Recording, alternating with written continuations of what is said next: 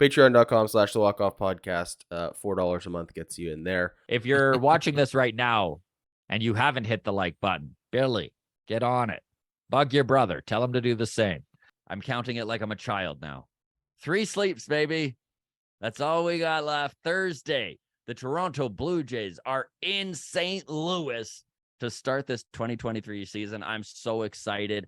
And for the most part, this Blue Jays lineup is pretty much in place. We kind of have a good idea of what the batting order is going to be. Obviously, there may be some massaging throughout the season, depending on performances, but it looks like it's going to be George Springer batting leadoff, playing right field. Bo Bichette should be in the 2-hole playing shortstop. Vladdy in at first base, hitting third. And then I think we're going to see Brandon Belt, left-handed bat, breaking up the righties in the cleanup spot. That could change. We'll see what happens, but that's my prediction. Probably Alejandro Kirk or Danny Jansen hitting 5th, and maybe that could slide around too, depending on performance. Dalton Varsho with the big lefty bat, splitting it up, hitting 6th. Matt Chapman at 7, Whit Merrifield at 8, and then Kevin Kiermaier playing center field in at that final spot of the batting order. And then, of course, this lineup's going to change daily, right? We're going to see Santiago Espinal in there. We're going to see Cavan Biggio. Like I mentioned, Danny Jansen obviously splitting time at catcher. But it's been interesting to see the peripheral because it's starting to clear up a little bit. The bullpen, will start with that. Listen, Nate Pearson, Hagen Danner, Yosfer Zulueta have all been sent over the weekend to minor league spring training. So they're going to start, as predicted, in the AAA Buffalo Bison's bullpen, and they're just going to need to wait for either a lack of performance from someone or bad tacos and take that opportunity and run. But this was interesting, Adam, because we have been talking about Zach Pop and the fact he has options. Having options as a player like Zach Pop is such a almost detriment to him, but such a bonus to the team because having options mean you can yo-yo him up and down throughout the season.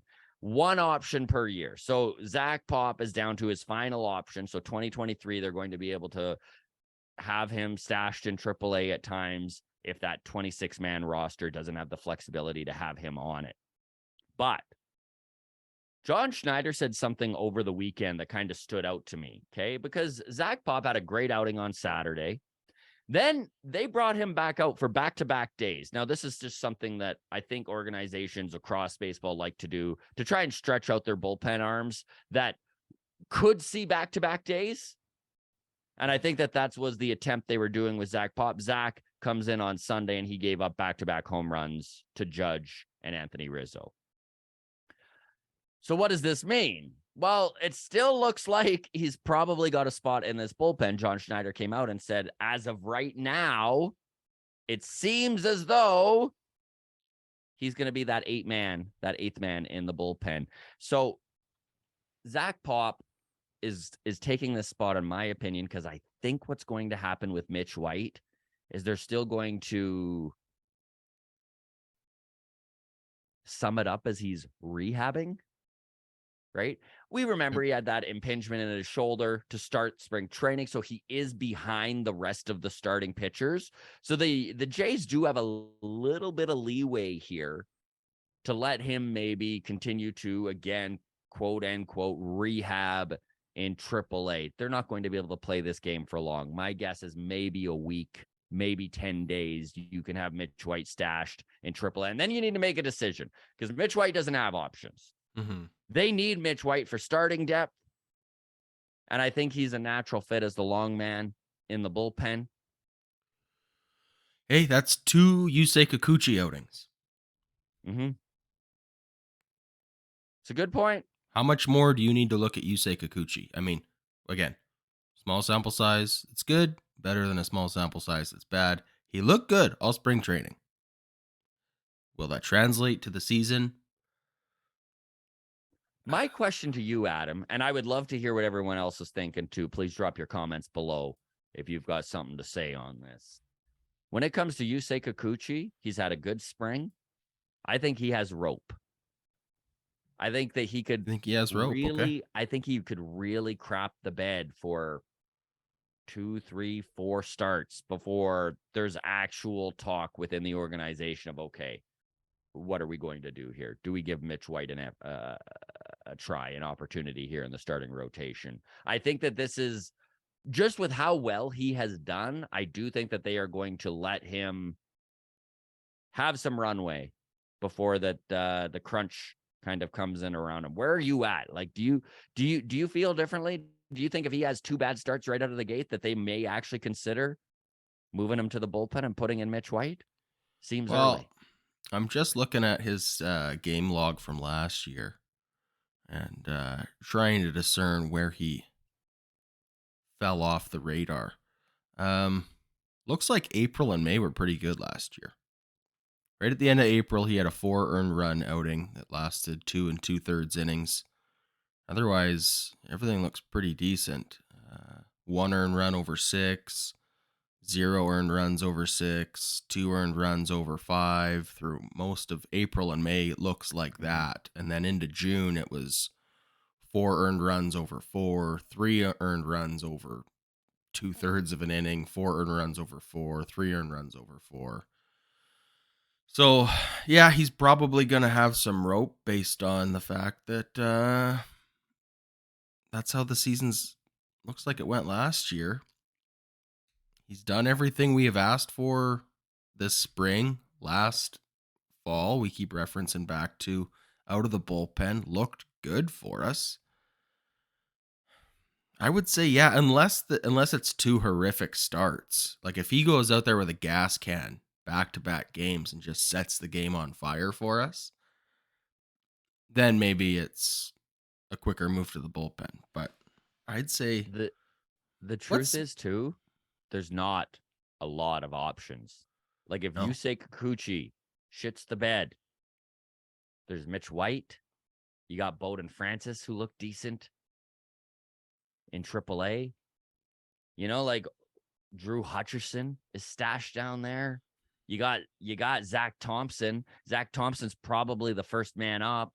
I don't know, man. Like again, you hope that this isn't a topic of conversation that we're having throughout the season. I don't think I can handle another year of every time we turn the mic on being like, what are we going to do with Yusei Kikuchi?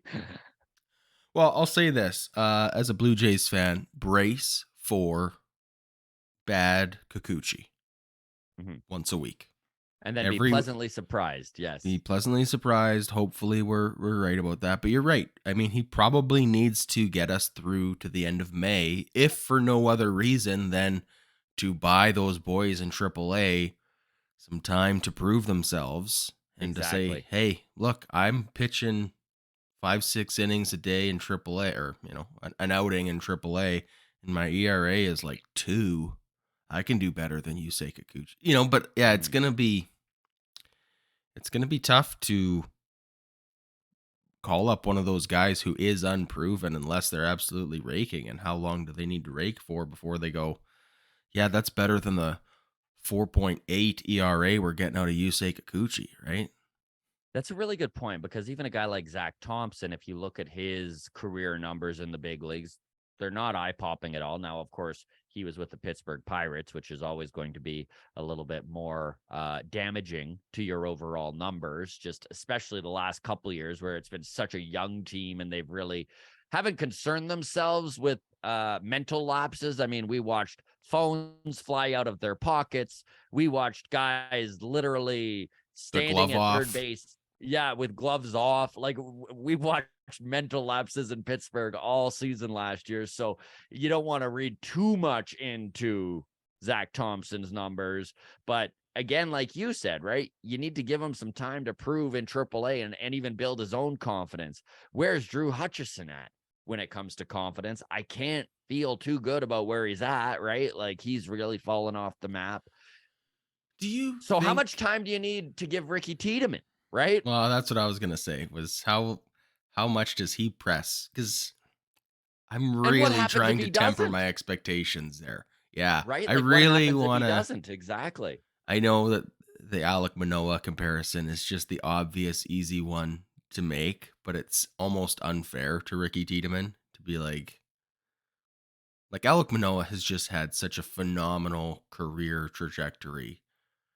And again, that's where we get unfair with a lot of our prospects, right? Is that, well, look at Bo and Vlad and whatever, right? But for every Bo and Vlad, there's a Kevin Biggio and a Jared Kalenic, right? Like, Yes. oh yeah, I don't know. I don't want to say I'm expecting a step back from Ricky Tiedemann, but I also I Wouldn't don't be want him. surprised. Like, this is the thing. He's 20 years old. Double A and Triple A are difficult leagues. They're very good hitters in Triple A, which is, I think, where Ricky is eventually going to get the bump up to. They're not going to do anything crazy like go Double A to major leagues. I don't think that's where. And listen, there may be moments in certain organizations where development with a high-end pitcher doing that sort of jump isn't so bad.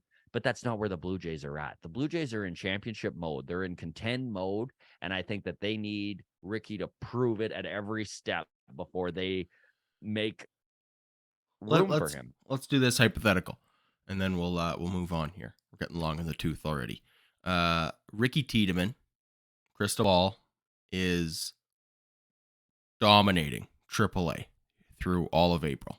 Okay, 4 or 5 amazing starts. He's got an ERA of like 1.5, right? A whip under 1, just lights out in AAA.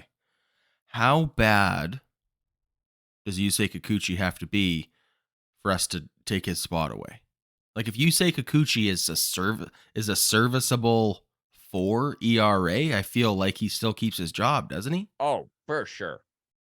For sure. We need to see Kikuchi of last year, I think, for him to lose his spot. If he can come in and remember, he's the 5th starter.